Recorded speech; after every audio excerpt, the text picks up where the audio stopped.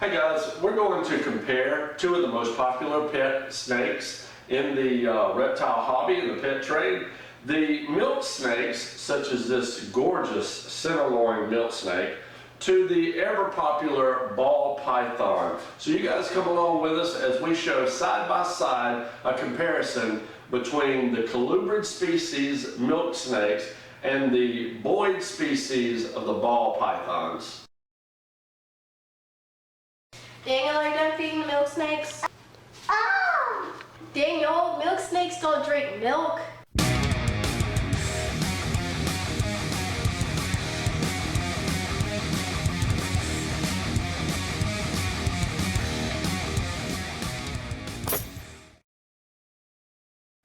You wanna know why they call them milk snakes? I'll tell you right now why they call them milk snakes.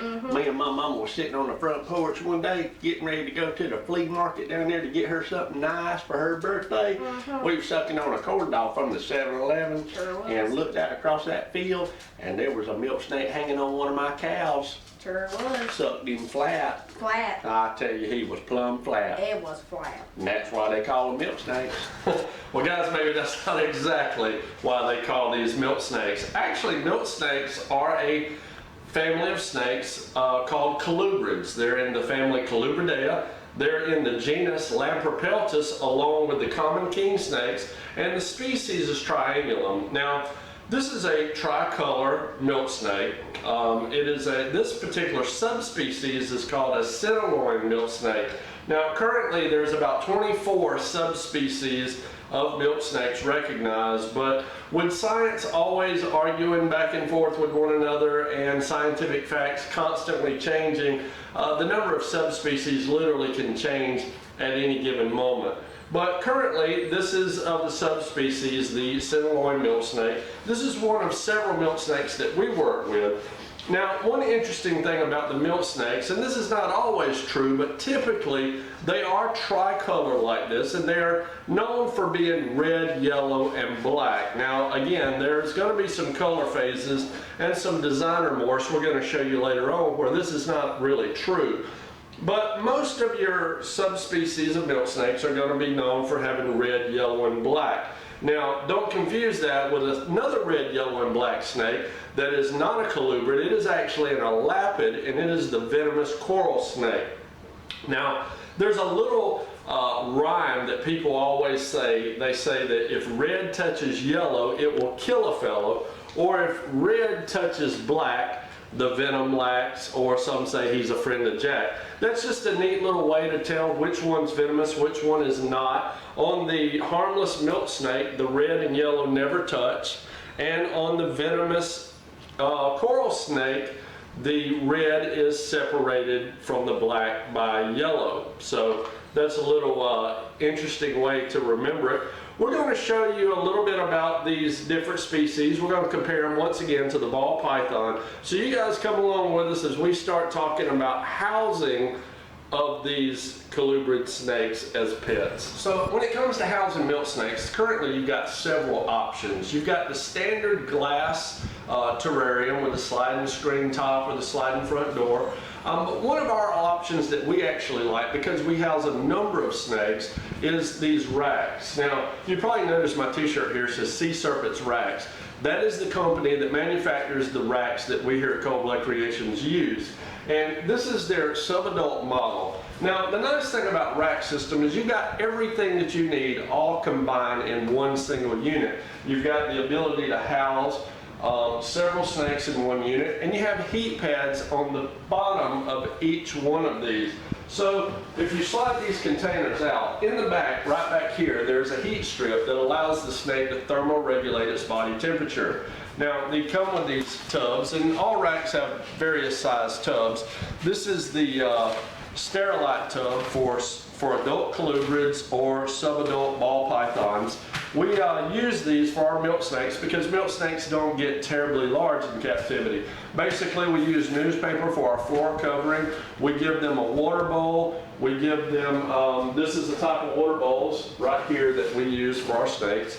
And we give them a water bowl, and there's also no need for a hide box because usually they use the newspaper itself as a hide box and they'll crawl and hide underneath the newspaper. So this is one option that you have. We'll show you another option from a manufacturer that we also like. So if you don't have but one, maybe two snakes, and racks is not your thing, or if you want the ability to view your snakes a little bit more than what you're able to view in a rack system, one of the cages that we actually like is made by Neodache Plastic. Now, these are reptile cages designed specifically for reptiles, and basically it is a cage with a sliding glass front, has a screen in the top. The only thing that you would need is a heat pad on one end of the cage or the other. Now, for a little more information about how to use heat pads, check out our video, Bearded Dragons versus Leopard Geckos, and we explain a little bit more the theory behind heating only one side of the cage as opposed to the middle or the entire cage.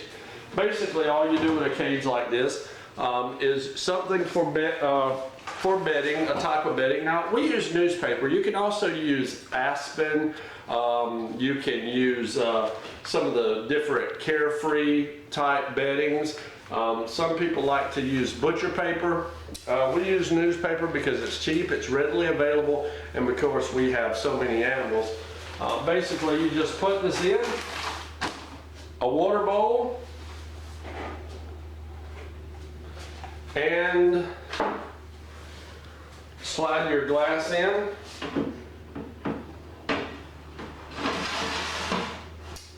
And basically you have a habitat that is suited for colubrids. Now, this Neodache cage is actually the 24-inch model. Neodache Plastic also makes a 36-inch model, which is ideal for housing adult ball pythons as well. So there you have it, guys. The option's up to you. The one advantage of this type of cage is that you do have the ability to see your snake a lot better than the rack. However, we have noticed that our animals tend to feed a little better in the rack system, and I believe it's because of the limited visibility makes them feel just a little bit more secure than they do in an all glass front cage like this, where they're constantly seeing people walking around all the time. Maybe a little bit more stressful, but you can probably eliminate the stress of that simply by placing a hide box or something for your snakes to hide in. Again, some will utilize the newspaper and they'll hide under it. So that's pretty much it for housing. Now let's talk a little bit about feeding. Now, contrary to some folklore, milk snakes do not drink milk either out of a jug or out of a cow.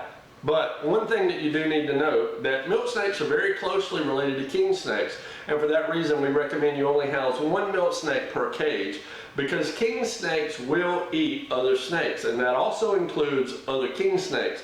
Milk snakes, being very closely related, will also occasionally do the same thing. So we recommend you only house one milk snake per cage to keep one milk snake from preying on another.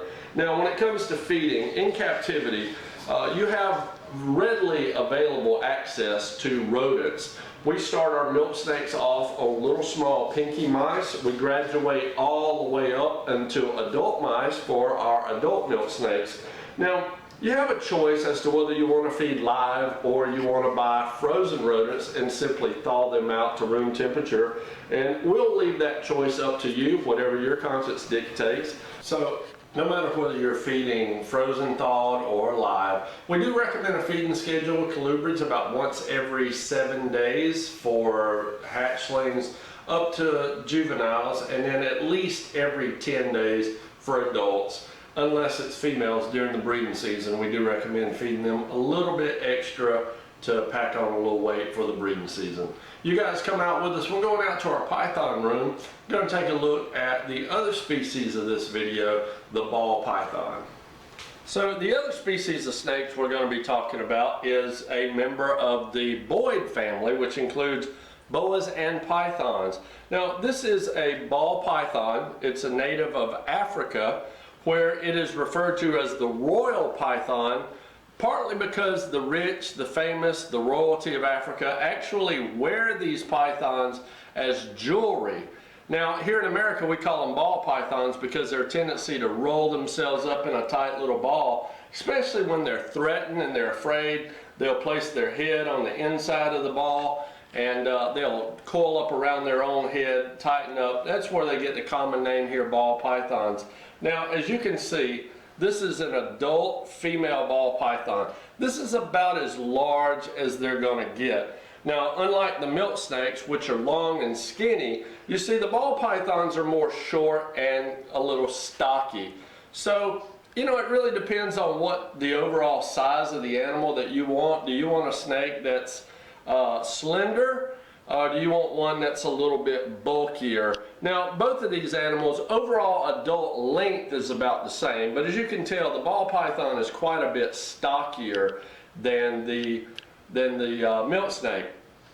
We were talking about housing the milk snake. Now, we house our ball pythons very, very similar, same way in these racks. The only difference is with the balls, we use a larger rack called the V70, and it's a little bit longer, a little bit wider than the rack that we house our milk snakes in.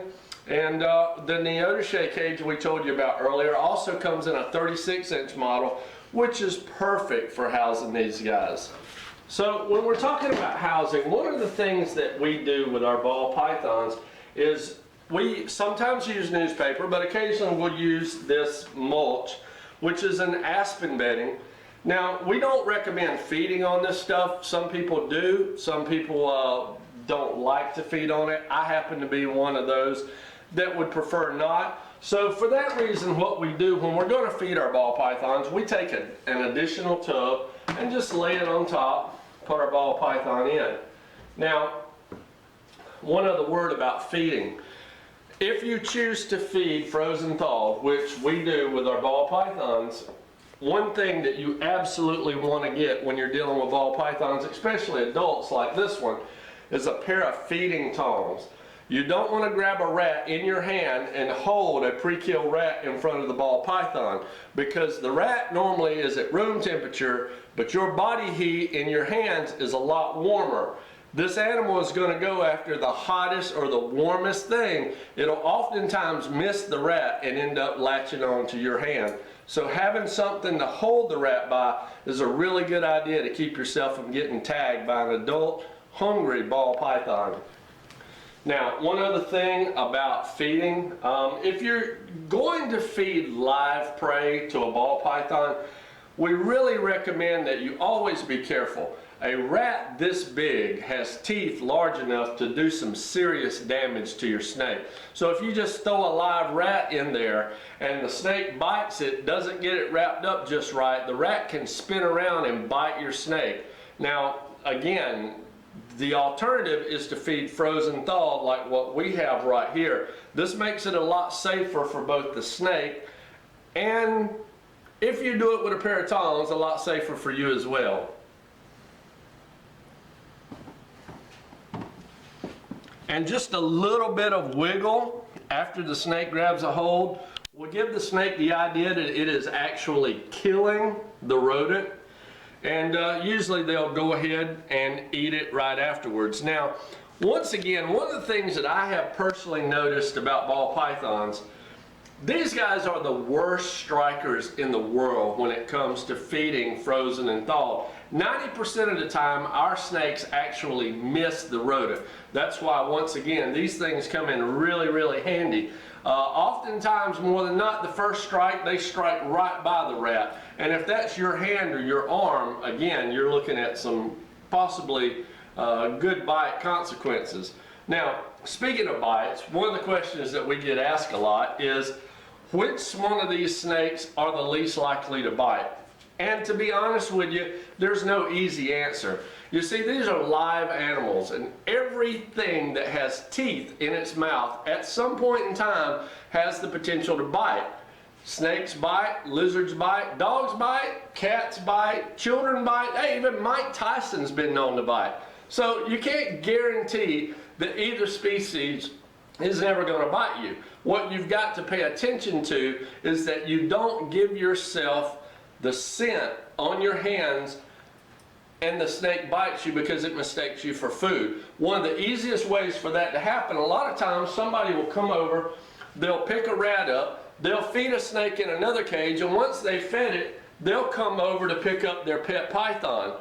Well, now you've got the smell of that rat on your hand, and when you reach into the cage to pick up your snake, he smells the rat on your hand, boom, you're bitten. And you know, it's a feeding response bite, which is usually one of the most painful because it's often followed up by the rat. So again, nice pair of tongs, play it safe, and don't get bit. Now there is a common misbelief that ball pythons do not bite. Yeah, and that is definitely not true, as you'll see in this next clip. So, Aubrey, you want to tell me what happened? Somebody woke up in a bad mood. Somebody woke up in a bad mood. Oh, okay. So, Yeah. and get you on the finger there? Mm-hmm. You okay? Yeah. Yeah. Just a little flesh wound, little love smack. Sure. Well, that is the reality of owning a ball python, is that occasionally they will take a little taste, won't they? Yeah. Not very nice. Not very nice. It does happen. Now you got it cleaned up. What's the consequences of such a bite? Well, A couple of little pin pricks. yeah. Not of any serious consequence at all. Quite a bit different story if it's one of the larger pythons like a Burmese or a retic, but No kidding. not a big deal if it's a small ball python. So guys, no matter whether you choose a ball python for a pet or a milk snake, the color and pattern morphs that are available for both of those species are literally almost limitless, especially the ball python. So we're going to show you a couple clips here of some different color and pattern morphs of the two species that you can see some of the different, as some people call, paint jobs that these animals come in.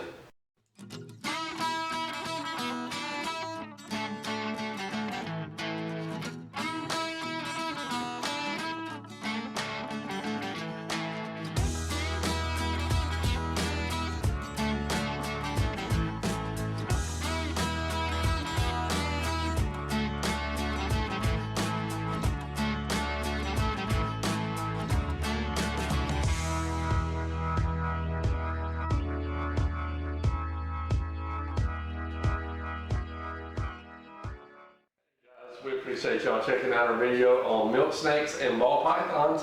If you have any questions or comments about anything that we did not cover in this video, just leave us a comment down below. We'll be glad to answer any questions you might have.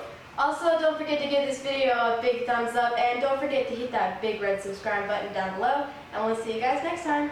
Thank you. Now, there is a common disbelief that ball pythons don't bite. A disbelief.